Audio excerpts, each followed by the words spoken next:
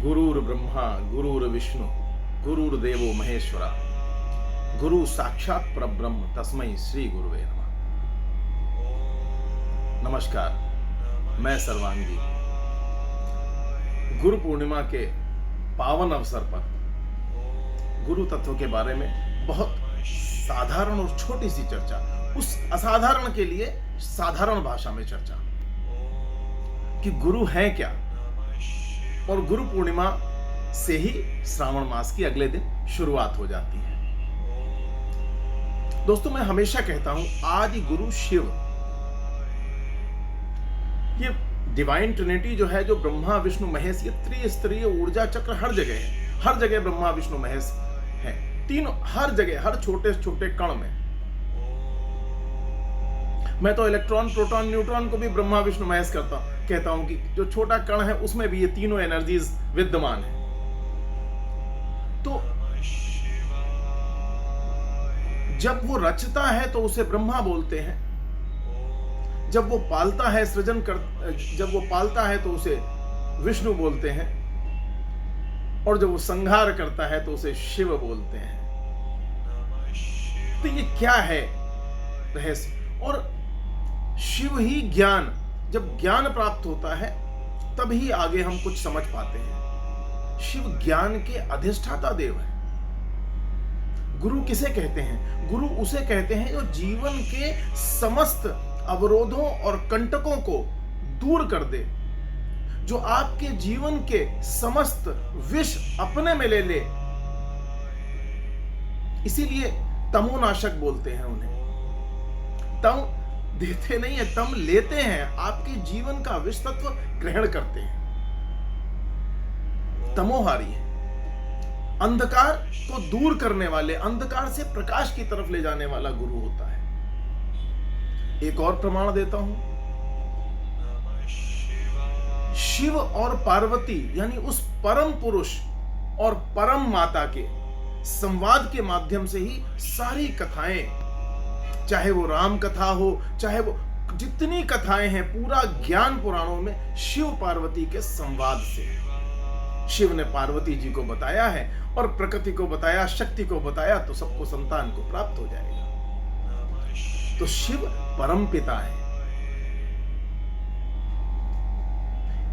इसीलिए हमारे यहां जब कोई गुरु दीक्षा देता है, कान में गुरु मंत्र देता है, तो वो चलन है, वो कहता है अपनी एक बुराई दे दो। और आप अपनी बुराई के रूप में, कोई कहता है मैंने ये फल छोड़ दिया, ये सब्जी छोड़ दी, ऐसा नहीं है। ये प्रतीक बहुत बड़ा है।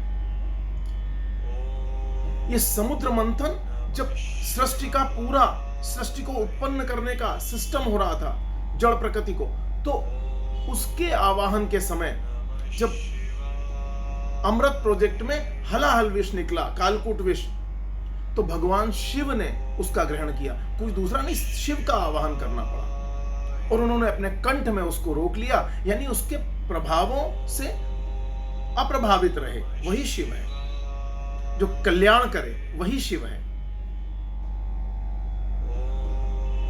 तो शिव इसलिए तो ज्ञान देने वाला, आपके सारे अवरोधों को लेने वाला। आज भी हम शिवलिंग पे, इसीलिए उस विष के प्रतीक में, तो अपने जीवन के जो रुकावटें हैं, अवरोध हैं, जो हमारे जीवन के विष तत्व हैं, तम है, तमोगुण है, उनको हम शिव को अर्पित करते हैं। वही है भांग, मदार, धतूरा, मंदार पुष्प, ये सब जितनी चीजें हैं, धतूरे का पुष्प, ये जितना भी विष चढ़ाते हैं शिव जी को। और इसीलिए विष आप नहीं पा सकते ना, आप अपने दुर्गुण और व्यसन शिव को अर्पित कर रहे हैं। जो शिव संहिता में कहा गया है कि शिव के भक्त को तांबूल भी वर्जित है। हम उनके नाम पे भांग नहीं खा सकते, ये सब भ्रांतियां हैं। शिव को हम अपना तमोगुण अर्पित करते हैं, तो वो तमोगुण हम स्वयं कैसे ग्रहण करते हैं? इसलिए शिव का प्रसाद त्याज्य है, इसलिए शिवलिंग पर चढ़ा प्रसाद नहीं खाया जाता। ये नियम है। चातुर्मास आता है, इसी से भगवान विष्णु योग निद्रा में चले जाते हैं और चातुर्मास का प्रारंभ हो जाता है। और चातुर्मास किस लिए है? चातुर्मास में संत महात्मा ऋषि मुनि एक स्थान पे बैठ के ज्ञानार्जन, ज्ञान देने का काम करते हैं। ये ज्ञान 4 महीने और ये श्रावण से शुरू हो जाते हैं, ज्ञान लेने और देने का काम है। तो मित्रों, आइए हम सब इस जो गुरु पूर्णिमा पर्व है, इसमें शिव जी का आवाहन करें, उनकी पूजा करें और अपने अपने गुरुओं का भी उसी शिवलिंग में ध्यान करें। शिव अपने आप में समग्र और उस परम चेतना का प्रतीक है। तो दोस्तों, इस दिन से लोग पूरे महीने का संकल्प लेते हैं पूर्णमासी को। गुरु पूर्णिमा के दिन, आषाढ़ी पूर्णिमा के दिन संकल्प लेते हैं कि हम इस पूरे महीने हम शिव आराधन इस तरह से, जो जैसे करता है उसका संकल्प लेता है। तो कल से ही गुरु के आवाहन के साथ इसका प्रारंभ कीजिए। आगे आपको शिवलिंग में क्या चढ़ाएं, क्या नहीं चढ़ाएं, शिव में जल तत्व का क्या महत्व है, शिवलिंग स्थापित करना चाहिए घर में या नहीं रखना चाहिए, उसके बारे में बताते हैं। धन्यवाद।